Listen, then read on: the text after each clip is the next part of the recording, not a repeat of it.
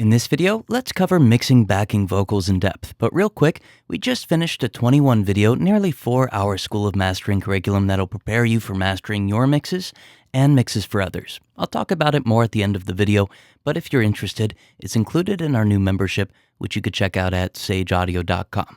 First, let's talk about the goal when we're mixing backing vocals. Although each mix is a little different, the typical goal with backing vocals is to have them blend seamlessly in with the lead vocal, in turn strengthening the lead, but in a way that isn't obvious to the listener. Now this means we want to control and attenuate anything about the backing vocals that make them stick out, make them alter the perceived timing of the lead, or cause some form of dissonance with the lead. Now the process for this can be a little time-consuming, but it isn't too difficult if you follow the steps here, and of course, add your creative touches and use your discretion to help fit these ideas into your unique project. Now for this session, I'm going to use a partially mixed instrumental stereo stem and then layer the lead in 2 instances of backing vocals so that we get a good but straightforward representation of how to apply these ideas. But if you have any additional questions that weren't covered in enough depth, let me know in the comments. Next, let's talk about some good suggestions to make during tracking. Although this chapter has to do with tracking and recording, not mixing, it's still good to keep in mind. Now, sibilants or S sounds, as well as hard consonants like T's and K's and others, will make the backing vocals stick out. When tracking, see if you or the singer can attempt to lower the volume of these parts. Now, one way is to sing these aspects softer, another is to move dynamically around the microphone. To get a good example of how to do this well, I'd recommend checking out this video of Frank Sinatra doing a studio session.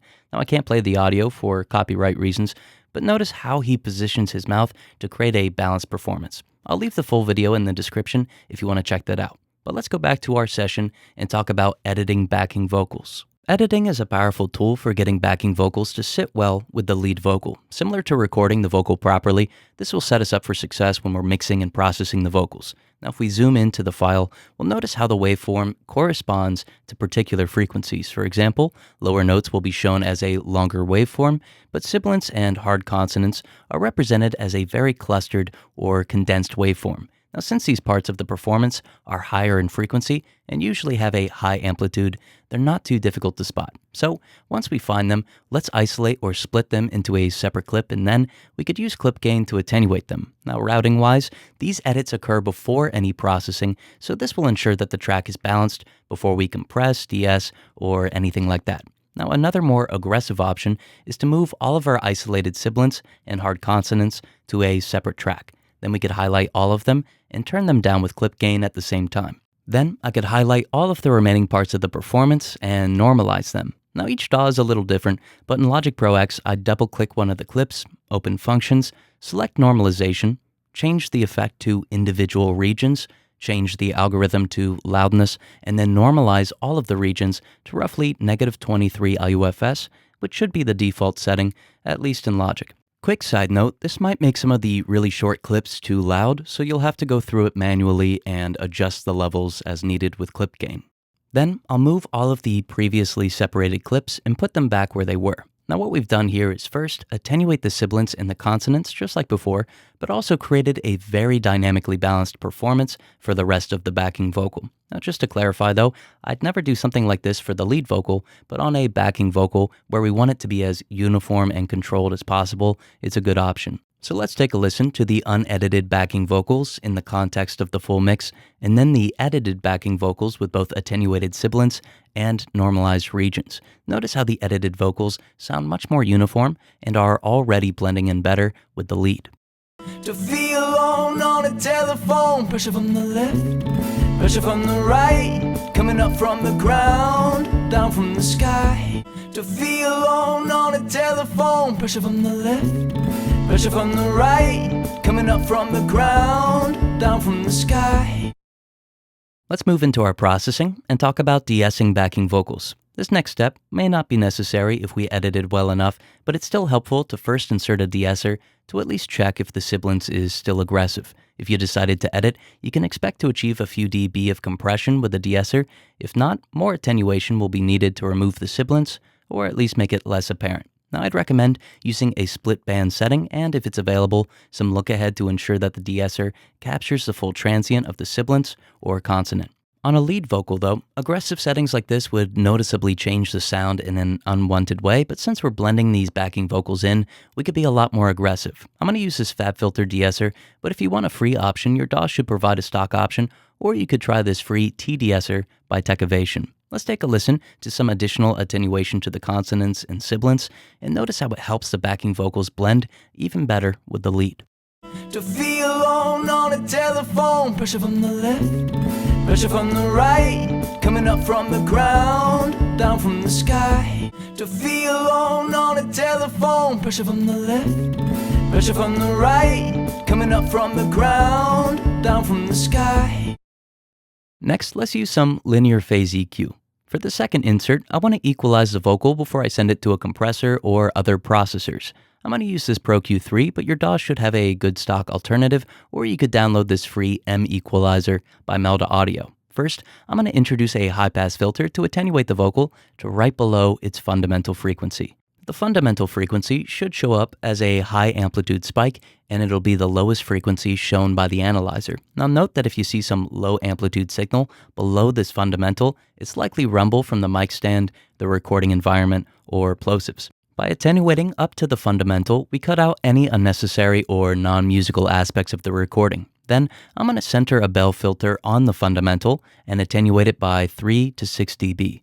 Although this type of filter would likely be too aggressive for the lead vocal, on a backing vocal we don't need as much of this range since it's already covered by the lead and it'll be a prominent range in the instrumental. Next, I'm going to center a band around 500 Hz and attenuate it by a couple of dB. The reason being, this is where the majority of vowels are formed. Again, I don't typically do this to a lead since I want to keep the vowel articulation intact, making it easier for listeners to pick up on the lyrics, but for backing vocals, it's a less necessary range.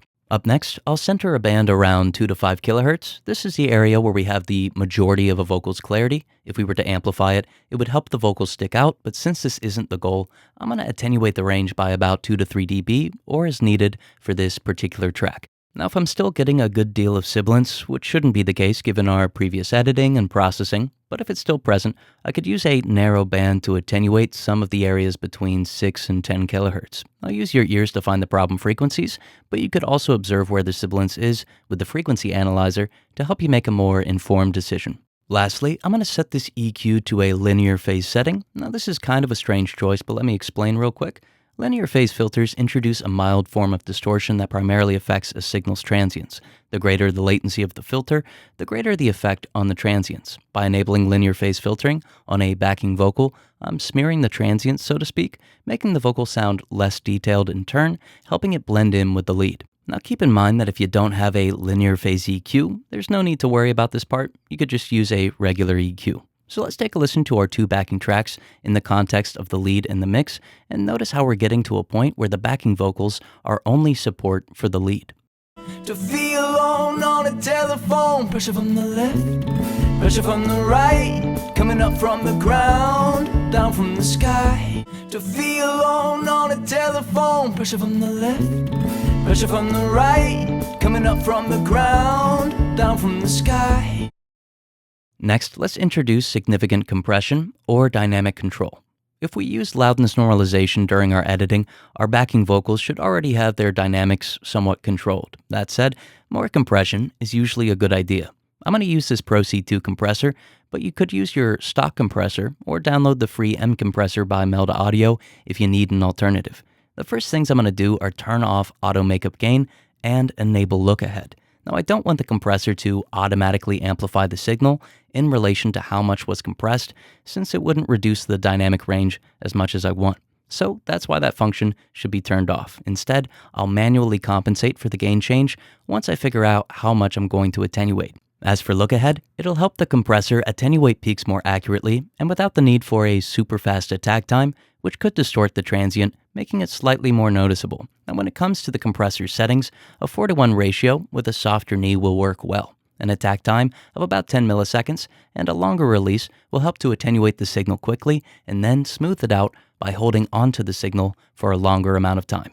Now, how much you compress is going to depend on the vocal performance, if you normalize the loudness of the track earlier, and how condensed you want the sound, but achieving a few dB of attenuation is usually a good idea. Now, as I said a moment ago, I'll manually adjust the makeup gain now that I know how much attenuation is being achieved. So let's introduce these settings to both of our backing tracks and take a listen to how they sound now.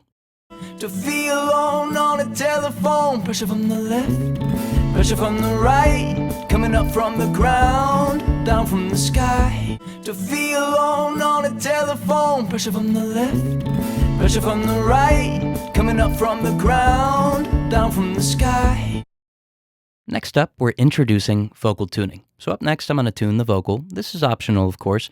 You might want to keep the vocal's original imperfections, but I find that it helps lessen how much I have to tune the lead vocal. Now also, some engineers may want to insert the tuner earlier in the chain, but I like putting it after I've controlled the sibilance, the frequency response, and controlled the dynamic range. This way, the tuner is measuring a vocal with less unmusical aspects and with the performance dynamically consistent, resulting in better measurement and more accurate tuning.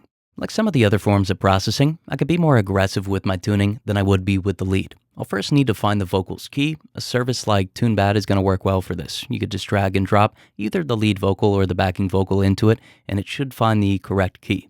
Then I'll set the tuner to the correct key and set the tuning to 100%. Faster settings will tune more, but it might become too noticeable, so a moderate setting will work well. Additionally, you'll notice this particular plugin offers note stabilization, which causes the tuner to avoid quick note changes. You're going to have to use your ears to find what's best for your particular track, but I usually find that this function is helpful more often than not. Lastly, I like to avoid introducing doubling and stereo imaging with a tuner. Some tuners have this option, some don't, but I think it's easier to do this type of processing with subsequent inserts. Also, I've been using this Metatune plugin, which I'd recommend, but Melda Audio offers a good free alternative called M-Auto Pitch. So let's take a listen and notice that since these backing tracks support the lead now instead of standing out, the additional tuning makes it sound like the lead vocal is more in tune.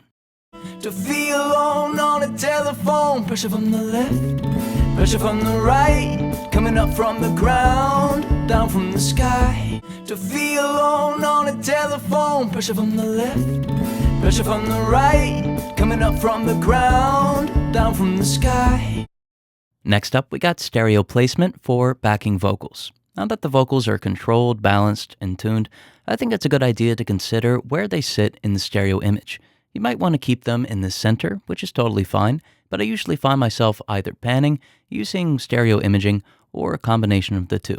Now, I do have a method that takes advantage of some psychoacoustic ideas, and I think results in a really realistic stereo placement, so let me show you that just in case it's helpful. Now, the technique consists of 3 parts. First, we have a sample delay plugin. Usually your DAW is going to have a stock option. Next is an EQ that's capable of affecting either the left or the right channels.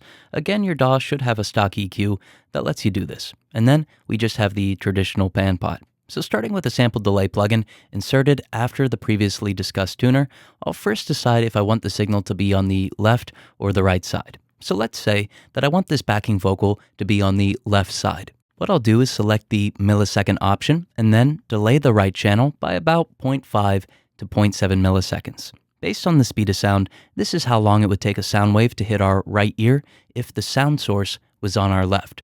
This delay alone is going to place the vocal to the left side, but we can make it more realistic with some EQ. So next we'll insert the EQ and change the processing to the right channel only. We'll introduce a high shelf filter and attenuate the high frequencies. Since high frequency waves are less powerful, our head will absorb them, causing the signal to have less high frequencies by the time it hits the ear that's opposite to the sound source. Last up, we have traditional panning. Now this is really just altering the amplitude by attenuating the right channel if it's panned to the left and vice versa. If we were to subtly pan the vocal to the left, in turn reducing the amplitude on the right side, then the delay, the frequency response, and the amplitude collectively signal to our brains that the sound is on our left, resulting in super realistic stereo placement. Now keep in mind that if you were to pan the signal all the way to the left, it would mess up this effect. We need some of the signal to still be in the right side so that we can hear the delayed response and the attenuated high frequencies. So let's take a listen to this effect with one backing vocal being sent to the left and one to the right, and notice how the placement sounds natural and realistic. To feel alone on a telephone, pressure from the left, pressure from the right, coming up from the ground, down from the sky. To feel alone on a telephone, pressure from the left, pressure from the right, coming up from the ground, down from the sky. Next, let's use some additional temporal processing. So up next, I'm going to send any and all backing vocals, in this case just the 2 vocal tracks, to a collective bus by changing their outputs from the stereo output to an auxiliary track.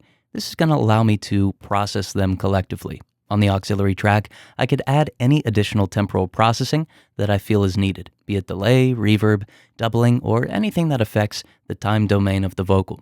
Some quick reflections are usually great for doubling and creating a dense sound, or you could use some mild detuning and modulation for this, or you could introduce some tape slapback with a delay of about 160 milliseconds. It's really up to you and the sound that you're trying to achieve. Just know that if you add this type of doubling, there's nothing wrong with following it with another longer reverb if it helps blend the vocal in better. Now I find that if the lead has a long reverb, it helps to match that reverb on the backing vocals to make them sound more cohesive with the lead. The same could be said about shorter settings, but you'll need to use your ears and adjust for the situation. Now one change that I would recommend making for any reverb that you use is to lower the pre-delay.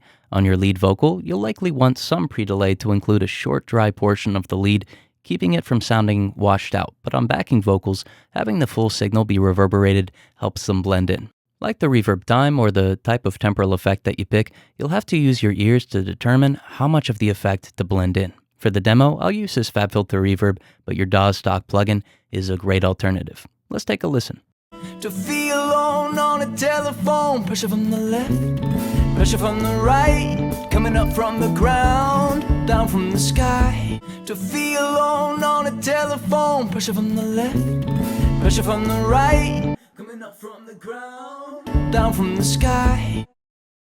Next, we have final shaping around the lead vocal. So last up for our backing vocal chain and mixing process, I'm going to add a final EQ to the aux send. This way I could equalize the vocals collectively and help shape them to better fit with the lead vocal and the instrumental mix. I'm going to use the Sweet Spot EQ, which has very broad filters, making it great for general shaping. Now at this point, what I attenuate or amplify will depend heavily on the mix. Maybe the highs are still sticking out too much, or I want the backing vocals to fill the mid-frequencies a bit more. There are a lot of variables at this point that should influence your decision, but ultimately it'll come down to what makes these backing vocals sit best in the mix, what helps them best support the lead vocal, and what can I amplify or attenuate to balance the overall mix's frequency response. With that in mind, I don't want to tell you what you should do at this point, just know that it's helpful to have a final EQ to shape the backing vocals.